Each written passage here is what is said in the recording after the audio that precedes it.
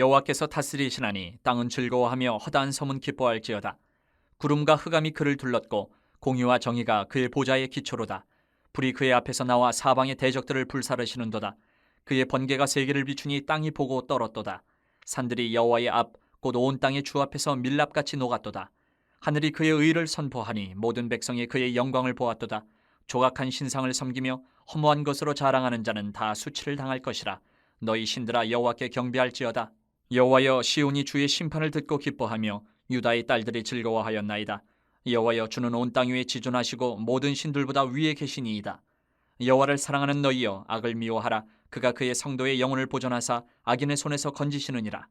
의인을 위하여 빛을 뿌리고 마음이 정직한 자를 위하여 기쁨을 뿌리시는도다. 의인이여, 너희는 여호와로 말미암아 기뻐하며 그의 거룩한 이름에 감사할지어다. 우리가 살아가다 보면 우리 환경, 또 여러 가지 문제들, 이런 것들이 또 어떨 때는 사람이 제일 무섭다고 사람이 우리를 위협하는 것 같은 그런 느낌이 올 때가 많이 있습니다. 그런 염려와 걱정들이 우리를 이렇게 괴롭히고 삼키려 하고 할 그때 우리 그리스도인들은 찬양이라는 무기가 있다라는 것을 기억을 해요. 찬양을 하면 우리의 찬양이 그런 문제들을 덮을 때가 있어요. 그래서 이 찬양은 하나님이 우리 그리스도인들, 성도에게 주신 정말 위대한 선물이다, 소중한 선물이다라는 것을 우리가 고백하게 됩니다.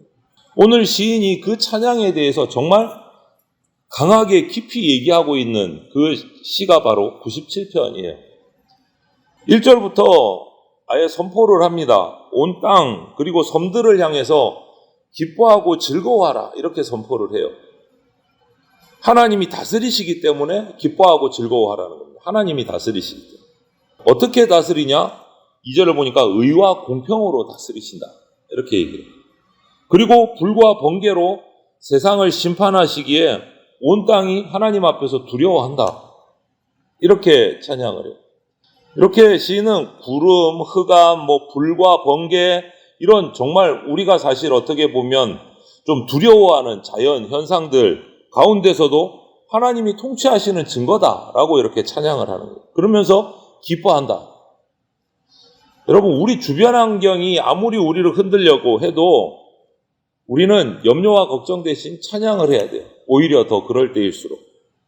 왜? 모든 만물을 진실하신 하나님이 의와 공평으로 다스리고 계시기 때문에 우리가 그래서 찬양하는 겁니다. 그리고 5절 6절에 보니까 산들은 녹아버린다. 그건 뭐죠? 구름과 흑암과 불과 번개, 이런 자연현상 가운데 산들은 녹지만 하늘은 하나님의 의로우심을 선포한다. 그래서 우리 백성들은 하늘을 향해서 기도하고 찬양하고 하나님을 그곳에서 영광을 볼 수 있다. 5절 6절에서 그렇게 찬양하는. 여러분, 우리가 살고 있는 이 온 땅이 막 흔들리고 산이 무너져도 하늘은 변함이 없다. 구름이 가려도 그 구름 위에는 하늘은 그대로 존재한다. 그래서 이 땅 세상이 아무리 소란스러워도 오늘도 변함없이 그 푸른 하늘을 향해서 우리는 하나님을 찬양해야 돼.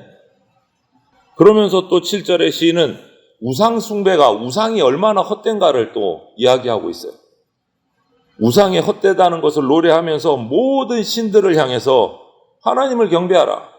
신은 하나님밖에 없다는 거죠. 7절에 조각한 신상을 섬기며 허무한 것으로 사랑하는 자는 다 수치를 당할 것이다. 우상 숭배자들을 향해서 얘기하는 거죠. 너희 신들아 여호와께 경배할지어다. 너희는 신이 아니라는 거예요. 오직 하나님만이 하나님이시고 신이시라는 거예요. 여러분, 신실하신 하나님의 영광 앞에서 우상을 이길 힘은, 우상이 이 하나님의 영광을 이길 수는 없어요. 그래서 우리는 하나님이 우리 찬양 가운데 영광을 드러내신다는 것을 기억을 해요. 우상은 하나님의 영광 앞에서 쓰러져 갑니다. 그리고 이들에게 이렇게 우상은 하나님을 선포하라, 하나님께 경배하라, 이렇게 선포하고 수치를 당할 것이다, 이렇게 찬양하고, 이제는 그 찬양이 어디로 향하느냐? 하나님의 보좌를 향해요. 하나님의 백성은 공의로운 심판을 기뻐하고 즐거워한다. 8절에 그렇게 찬양하는 거예요. 왜? 나는 하나님을 섬기고 있기 때문에 심판의 소식이 우리에게는 기쁨의 소식인 거예요. 성도에게는. 왜? 심판의 소식은 악인들은 사라지고 의인들은 세워지는 소식이기 때문에 하나님의 심판의 소식은 기쁜 소식인 거예요. 찬양하는 성도들에게.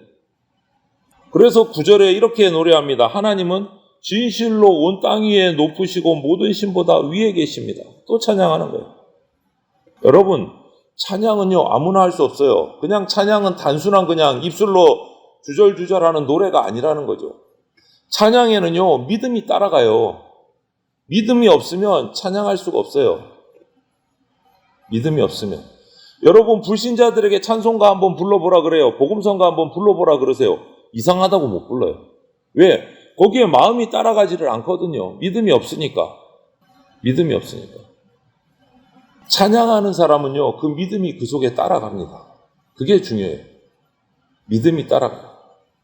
구원의 하나님을 믿은 사람은 심판하실 주님을 찬양해요. 왜? 기쁨의 소식이니까.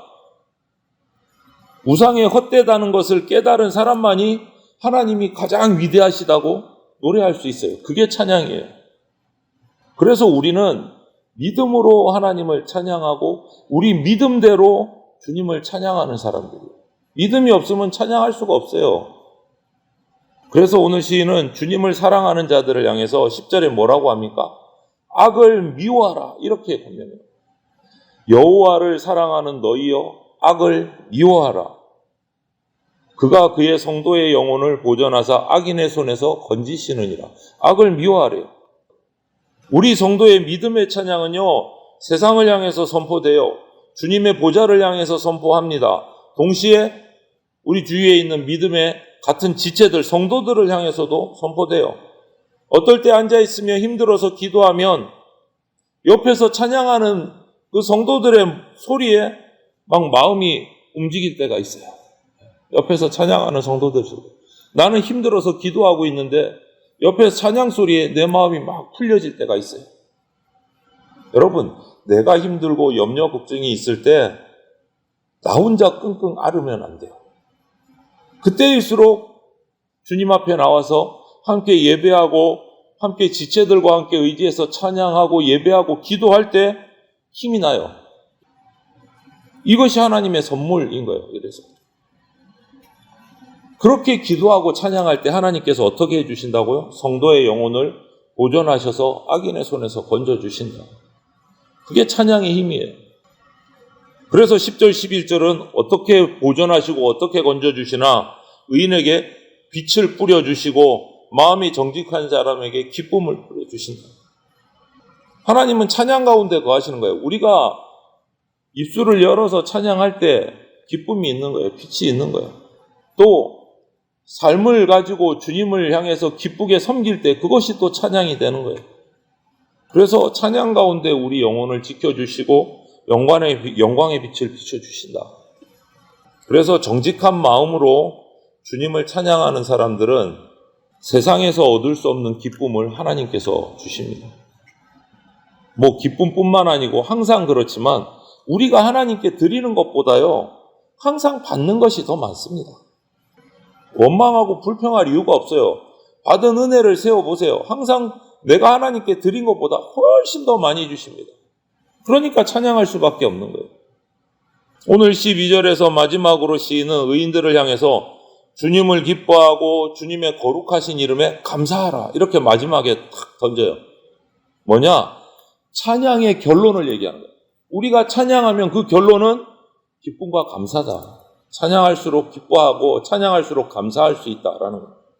그래서 우리는 찬양하는 가운데 하나님이 여전히 나를 다스리고 계시는구나. 이것을 경험하게 돼요. 깨닫게 돼요.